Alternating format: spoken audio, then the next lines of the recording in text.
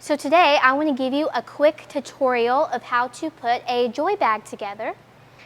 We first have our bag here, and we're going to have a spot here where we're going to put a label, and on these labels you have a certain gender and age group and specific items that go for each gender, age group, or for babies.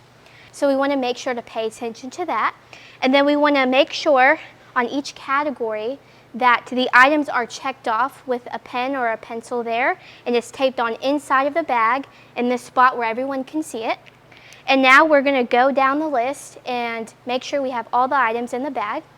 So the first thing I like to add, since it's the biggest, is the notebook.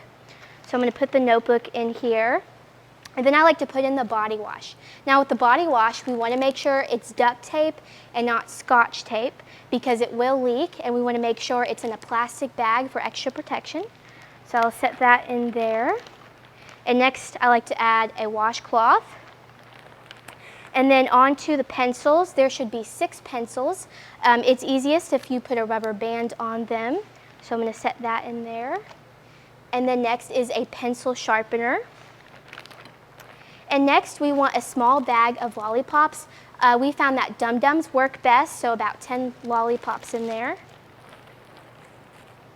And then we want to make sure that we have our toothbrush and toothpaste and a flashlight. Now the batteries need to be in the flashlight. You want to double check that it works. The batteries should not be outside of the flashlight, so we'll set that in there now. And next, for the girls 10 to 13, you want to have a hairbrush, a pair of sunglasses, and then a small crossbody bag that we normally get from the Dollar Tree. So you can just fold it up a little bit and put it in there.